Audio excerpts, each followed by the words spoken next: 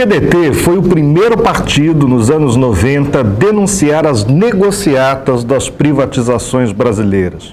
Em nosso país foram privatizados a preço de banana serviços estratégicos e também monopólios naturais, diferentemente do que acontece na maior parte do planeta.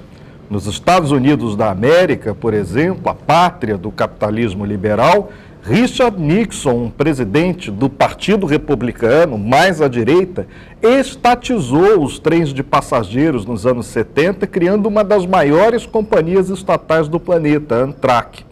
Recentemente, ao redor do globo, partidos também conservadores têm dado o braço a torcer e encampado setores que são monopólios naturais, como saneamento básico e fornecimento de energia elétrica. Não é mais admissível continuar tratando em nosso país as privatizações que deram errado como se fossem vacas sagradas. Aquelas que conseguem sobreviver num ambiente de concorrência até podem ser admitidas. Eu não estou discutindo aqui, por exemplo, a privatização que foi feita de editoras de livros encampadas durante a ditadura militar e nem de companhias de telefonia celular. Eu estou querendo falar das privatizações que prejudicaram a sua vida, dos serviços que você usa porque é obrigado a usar. Ninguém pode viver sem água, modernamente ninguém pode viver sem energia elétrica, ninguém consegue trabalhar sem se deslocar pela cidade. As tarifas dos transportes de massa praticados aqui no Rio de Janeiro são as mais caras do planeta. Trens, barcas, metrô, são concessões da década de 90, feitas pelo prazo de 25 anos. Ou seja, está próximo o momento em que esses prazos vão vencer. É o momento de pressionar os nossos governantes para que o Estado retome as companhias cujas privatizações se revelaram nocivas à população fluminense. Barcas, metrô e trens terão suas novas concessões discutidas nos próximos anos. Mas a verdade é que são serviços que dão e sempre vão dar prejuízo. E, ao mesmo tempo, são serviços que não podem deixar de existir. Já pensaram em como seria o trânsito do Rio de Janeiro sem os trens de subúrbio? Não daria para trafegar pela nossa cidade. O mesmo com o metrô. Ou o que seria o trânsito da Ponte Rio-Niterói se o serviço de barcas simplesmente deixasse de existir. Então, ao mesmo tempo que dá prejuízo, não pode deixar de funcionar. E quando um serviço é tão fundamental quanto deficitário, empresário nenhum com a cuca boa mete o bedelho. O que será que companhias privadas fazem há 25 anos operando um serviço que só deu prejuízo? O que as prende a um serviço deficitário? É por isso que em praticamente todo o mundo, inclusive nos países de capitalismo mais avançado, é o Estado que executa os serviços de transporte de massa. No Brasil não pode ser diferente. O Partido Democrático Trabalhista precisa assumir o protagonismo e ter certeza que o fará, não só na Assembleia Legislativa do Estado do Rio de Janeiro, mas também trazendo os municípios que são de alguma maneira atendidos pelos transportes de massa para o debate, no sentido da necessidade de trazer de volta para as mãos do Estado nos próximos anos, sem necessidade de quebrar contrato, sem necessidade de indenização, é simplesmente um contrato que vai vencer. O Estado tem que tomar de volta. Nos anos 90, você se recorda, a Flumitrens não era ideal, mas você pagava barato. A Flumitrens não era ideal, mas nós não víamos os índices de descarrilhamentos, de acidentes que nós vemos nos dias de hoje. Não é só o seu bolso que está em risco, a sua segurança também está. Por isso, estatize já. Aquilo que é monopólio natural tem que pertencer ao Estado aqui no Brasil, como pertence ao Estado no mundo inteiro.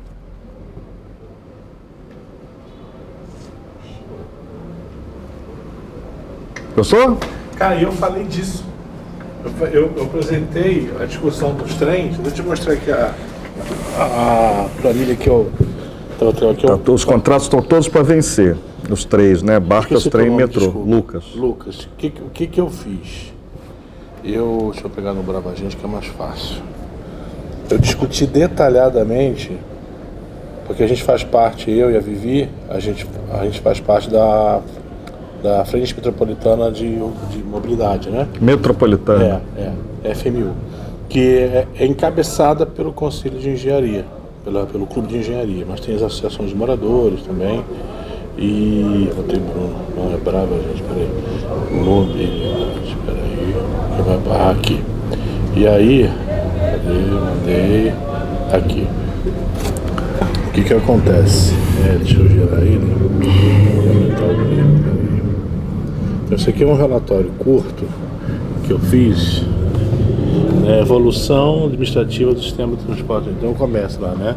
1991, vai, a gente É engraçado, você usa o marco inicial do processo de privatização, é a criação da Refesa. Eu concordo com isso, o Juscelino unificou para iniciar o processo de privatização. Aí 84... Aí isso é uma coisa que pouca gente lembra, né? O papel dele nisso. Aí 84, né, no João Figueiredo, ele separa a rede ferroviária. Que é outro passo para a privatização. Ele tira a parte lucrativa e separa da deficitária. CBTU, ele separa a CBTU. Aí porque o transporte de cargas é lucrativo, deficitário de passageiros. Em 94, né, aqui, né, o governo... O Nilo, que fez essa merda, né? O Fomitrem, foi no finalzinho, né? Ele não tinha que ter aceito, foi do não. Batista, foi o Fomitrem. Porque Minas Gerais disse que não ia assumir, não assumiu. O Teodoro, você conhece o Teodoro? O Teodoro era o presidente de Plan Rio. E o Brandão Monteiro era o secretário de transporte, morreu logo depois.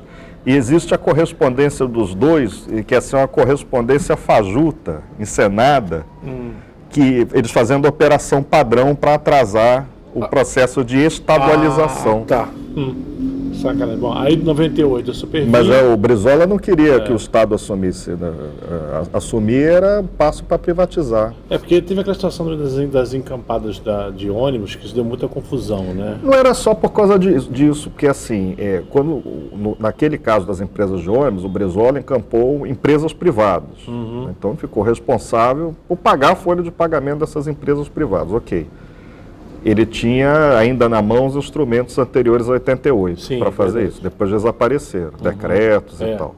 Acabou. Quando o Nilo estadualizou, não era só uma questão de pagar a folha dos ferroviários, tinha também que arcar com as dívidas trabalhistas da CBTU aqui no estado, que era muito dinheiro, eles eram todos seletistas.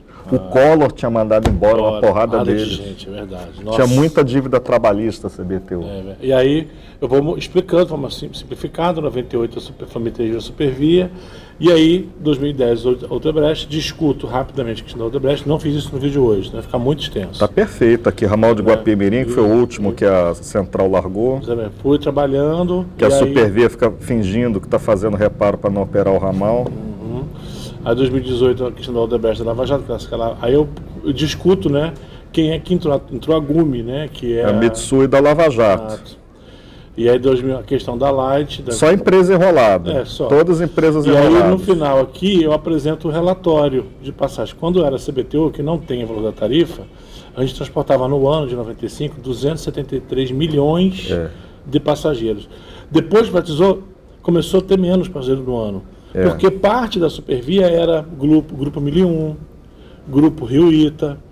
Então houve uma estratégia de travar a Supervia, Grupo Flores. E também com uma pequena redução do número da abrangência. O ramal de São Mateus, que foi fechado que aí você incentivou, Barra do Piraí, incentivou o transporte. E também impacta essa redução. E aí nenhum deles carregava muito, mas houve extinção de ramais nos anos 90. E a gente vai mostrando, eu mostro com números que houve uma perda de qualidade quando virou privado, pelo número de passageiros transportados. Só ganhou qualidade quando o Pezão renovou a frota. Comprou os 3 chineses, quando é pauperados hoje, passados 10 anos.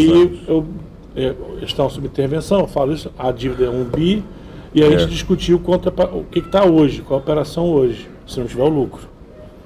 Que em um dia de operação eu levanto 55 milhões. Em um dia de operação. Um dia. Eu levanto 55 milhões hoje. Então, assim, não dá para fazer, e aí eu discuto isso no vídeo e faço. Não, mas a versão oficial é que ela é deficitária. Para mim, quem opera serviço deficitário está lavando dinheiro. Ou está ganhando vantagem indevida, manipulação de outras licitações, está formando monopólio. Quando a gente começa a discutir isso, porque assim, é o que eu falo para todo mundo, o pessoal fala de Maricá e tal, assim, gente, olha só, Não existe tarifa zero, existe tarifa 100% subsidiada. Também essa conversa de lá, então, assim, eu não porque concordo eu falo assim, com se a isso. tarifa fosse zero, não tinha roleta. Por que eu tenho roleta? Pra quantificar. Porque eu preciso quantificar. Então, assim, a ideia, até agora que virou no artigo 5º, né, o transporte como garantia, né, Eu não acredito na chamada tarifa zero. A tarifa tem que ser módica. a gente tem que discutir como viabilizar isso. Mas, assim, eu acho que o primeiro ponto é levar as pessoas a entender que, primeiro, o transporte ele tem um custo de operação. Ponto. As pessoas têm que entender, ele custa. Da mesma forma que você falou. Principalmente metro ferroviário, altíssimo. E ele tem que funcionar, porque se ele não funciona, não tem acesso a emprego, não tem acesso à educação, não tem acesso a lazer. Manutenção de material rodante de via permanente é muito tem um caro. relatório que eles ficaram 30 anos sem trocar material rodante, já privatizado. Aí vem me dizer que está com defeito. Tem uma coisa interessante também que eles fizeram.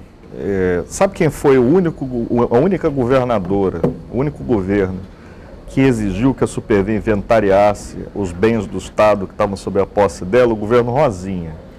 Não foi feito antes e não foi feito depois, foi feito no governo Rosinha, esse inventário. Eu trabalhei com esse inventário na época que eu estava começando a escrever a minha tese, que foi sobre a expansão dos subúrbios. Aí tem um capítulo lá sobre privatização.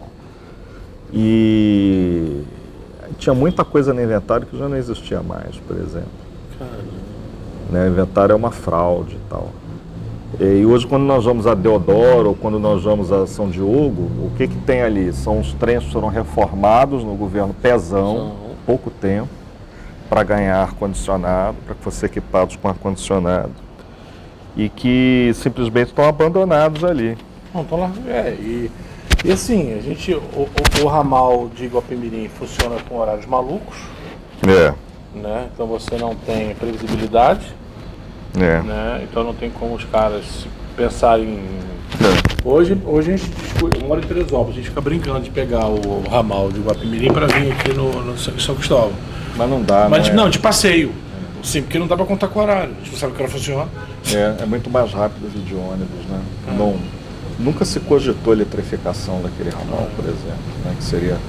Ou então, o Juscelino, que você colocou muito bem aí, foi quem acabou com o trem de Teresópolis.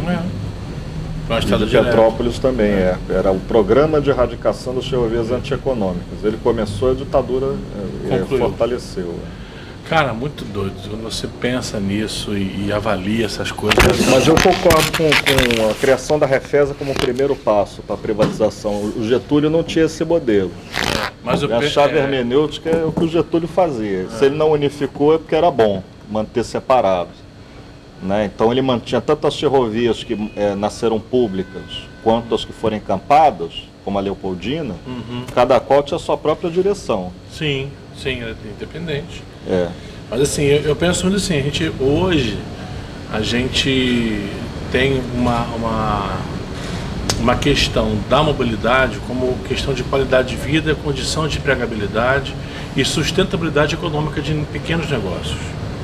Então, quando você aborda isso, você consegue fazer uma conversa. Será que está gravando aqui ainda? Não, acabou de gravar? Está desligado, já desligou lá. Deixa eu só desligar aqui para poupar a bateria.